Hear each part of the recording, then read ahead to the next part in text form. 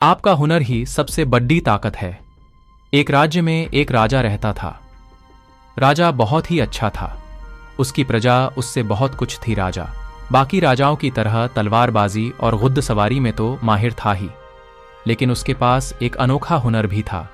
राजा के पास कालीन बुनने का एक बहुत ही कमाल का हुनर था। केवल उस राज्य में ही नहीं बल्कि पूरे देश में।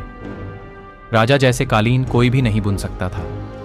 राजा को अपने इस हुनर पर बहुत नाज था, लेकिन उसके मंत्री और दूसरे राजा उसकी इस बात का मजाक उड़ाते थे कि ये काम किसी राजा को शोभा नहीं देता।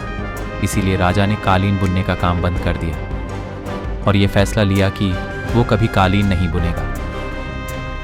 एक दिन जब राजा अपने सैनिकों के साथ जंगल में शिकार के लिए गया हुआ था, तब वो गलती से अपने सैनिकों से अलग हो गया। राजा को जंगल में अकेला देखकर जंगल में रहने वाले डाकुओं ने राजा को पकड़ लिया। वो इस बात से अनजान थे कि वो एक राजा है।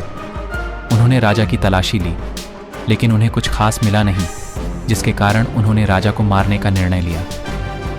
उनकी बात को सुनकर राजा ने उनसे कहा कि यदि तुम लोग मुझे थोड़ा समय और कालीन बुनने का सामान दो तो मैं तुम्हारे लिए अनोखी कालीन बुन सकता हूँ।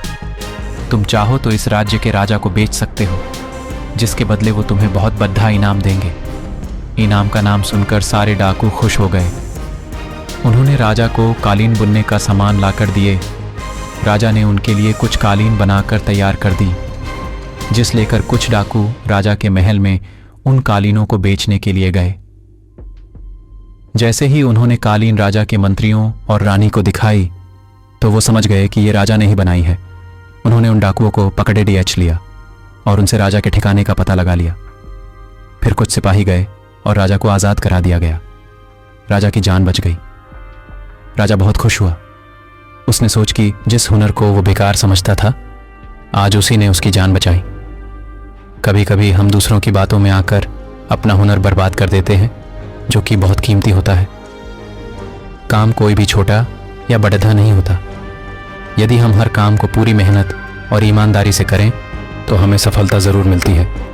इसलिए हमें अपने हुनर को पहचानना चाहिए, क्योंकि हमारा हुनर ही हमारी सबसे बड़ी ताकत है।